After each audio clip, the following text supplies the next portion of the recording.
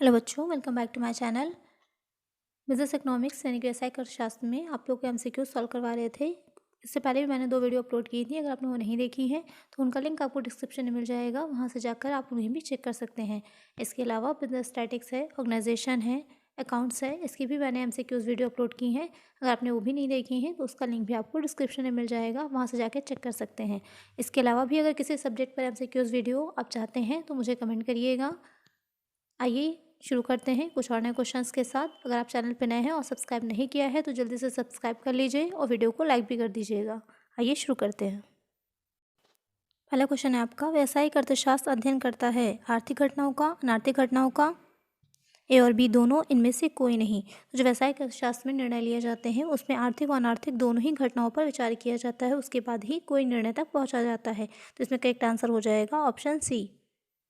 Next question है आपका, व्यावसायिक अर्थशास्त्र के क्षेत्र के अंतर्गत शामिल किया जाता है मांग पूर्वानुमान को, उत्पादन विश्लेषण को, लागत विश्लेषण को, या फिर ये सभी? तो जो आपका व्यावसायिक अर्थशास्त्र का क्षेत्र होता है उसमें तीनों ही चीज़ें आती हैं। पूर्वानुमान भी लगाया जाएगा, मांग का अंदाज़ा नहीं लगेगा पहले के से कि मांग कितनी होगी, तो उसके आधार पर पूर्ति कैसे होगी, उत्पादन किस तरह से किया जाएगा। उत्पादन विश्लेषण भी इसमें आ जाता है, लागतों का भी विश्लेषण किया जाता है जिससे कि लागतों पर नियंत्रण रखा जा सके। तो ये तीनों ही आ जाएंगे, तो करेक्ट आंसर हो जाएगा ऑप्शन डी। नेक्स्ट क्वेश्चन है आपका, व्यावसायिक फर्म की विशेषताएं कहलाती हैं लाभ, विवेक, उत्पत्ति मूल्य निर्णय, या फिर ये सभी? जो एक व्यावसायिक फर्म होगी तो लाभ भी उसका उद्देश्य होता है, क्योंकि बिना लाभ के उद्देश्य से वो कार्य ही नहीं कर सकती। विवेक सबसे इंपॉर्टेंट होता है, क्योंकि विवेक के आधार पर ही कुछ महत्वपूर्ण निर्णय लिए जाएंगे। उत्पत्ति मूल्य निर्णय और फिर आपका आते हैं, ये तीनों ही जो ऑप्शन है वो करेक्ट होंगे। तो करेक्ट आंसर हो जाएगा यहाँ पर ऑप्शन डी। नेक्स्ट क्वेश्चन है आपका, लाभ अधिकतमीकरण की कल्पना पर कौन सा सिद्धांत आधारित है? आर्थिक सिद्धांत, फर्म का सिद्धांत, समसीमांत सिद्धांत, वृद्धिशील का सिद्धांत? तो जो फर्म का सिद्धांत होता है वो लाभ अधिकतमीकरण की कल्पना पर आधारित होता है, जिसमें कि व्यावसायिक फर्म का एक उद्देश्य होता है कि कैसे अधिक से अधिक लाभ अर्जित किया जाए। तो कैसे उपलब्ध संसाधनों का सर्वोत्तम उपयोग करके अधिक से अधिक लाभ कमाया जा सके, इसी पर एक फर्म निर्भर करती है। तो करेक्ट आंसर हो जाएगा यहाँ पर ऑप्शन बी। नेक्स्ट क्वेश्चन है आपका, मांग की आड़ी लोच अनंत होने पर दो वस्तुएं कैसी होती हैं? पूर्ण पूरक होती हैं, पूर्णतः स्थानापन्न होती है, निकट स्थानापन्न होती है, या फिर कोई संबंध नहीं होता? तो जब मांग की आड़ी लोच अनंत होती है तो जो दो वस्तुएं होती हैं वो होती हैं पूर्णतः स्थानापन्न। तो करेक्ट आंसर हो जाएगा यहाँ पर ऑप्शन बी।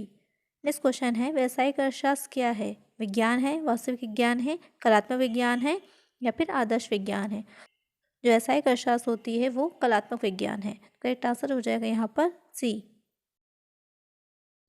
नेक्स्ट क्वेश्चन है, व्यावसायिक अर्थशास्त्र की विशेषता है वैश्य अर्थशास्त्रीय प्रकृति, फर्म सिद्धांत, निर्धारात्मक प्रकृति, या फिर ये सभी? तो जो व्यावसायिक अर्थशास्त्र होता है तो ये तीनों ही प्रकृति का होता है। तो करेक्ट आंसर यहाँ पर हो जाएगा ऑप्शन डी। नेक्स्ट क्वेश्चन है, व्यावसायिक अर्थशास्त्र के क्षेत्र में अध्ययन नहीं करते मांग विश्लेषण का, लागत विश्लेषण का, मूल्य निर्णय का, इनमें से कोई नहीं? तो व्यावसायिक अर्थशास्त्र में तीनों ही चीज़ों का अध्ययन किया जाता है, मांग का भी विश्लेषण किया जाएगा, लागतों का भी विश्लेषण करते हैं और मूल्य पर भी निर्णय लिया जाता है। तो करेक्ट आंसर यहाँ पर होगा ऑप्शन डी। नेक्स्ट क्वेश्चन है, व्यावसायिक अर्थशास्त्र का प्रमुख कार्य है सामाजिक उत्तरदायित्व के प्रति प्रबंधक को प्रेरित करना, नियंत्रण में सहायता देना, सिद्धांत व्यवहार के मध्य समन्वय करना, या फिर संगठन में सहायता करना?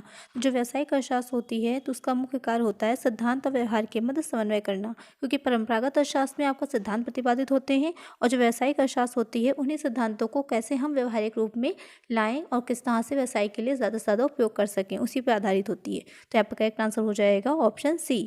नेक्स्ट क्वेश्चन है, economic theory and operation analysis के लेखक कौन थे? रॉबिन्स, कीन्स, बामोल, या फिर इनमें से कोई नहीं? तो जो ये economics theory and operation analysis थी इसके लेखक थे बामोल। तो करेक्ट आंसर यहाँ पर हो जाएगा ऑप्शन सी। नेक्स्ट क्वेश्चन है आपका, वस्तुमूल्य निर्धारण में जिस बिंदु पर मांग और पूर्ति की परस्पर विरोधी शक्तियाँ एक दूसरे के बराबर हो जाती हैं उसे हम कहते हैं अनुमानित मूल्य, साम्य मूल्य, लागत मूल्य, या फिर इनमें से कोई नहीं? तो जिस बिंदु पर दोनों शक्तियां आपस में एक दूसरे को बराबर हो जाती वो हो जाता है साम्य मूल्य। तो करेक्ट आंसर यहाँ पर हो जाएगा ऑप्शन बी। नेक्स्ट क्वेश्चन है, मांग कीमत लोच से अभिप्राय है कीमत में परिवर्तन के कारण मांग में परिवर्तन, मांग में परिवर्तन, वास्तविक आय में परिवर्तन, या फिर कीमत में परिवर्तन? तो मांग कीमत लोच से अभिप्राय होता है जब कीमत में परिवर्तन के कारण जो मांग में परिवर्तन होता है उसे ही मांग की लोच कहते हैं, मांग की कीमत लोच कहते हैं। तो यहाँ पर करेक्ट आंसर हो जाएगा ऑप्शन ए। आज की वीडियो में इतना ही, मिलते हैं नेक्स्ट वीडियो में कुछ और नए क्वेश्चंस के साथ। अगर वीडियो अच्छी लगी हो तो लाइक करिएगा, चैनल पे नए हो तो सब्सक्राइब करिएगा। ज़्यादा से ज़्यादा फ्रेंड्स के साथ शेयर करिएगा। Thank you.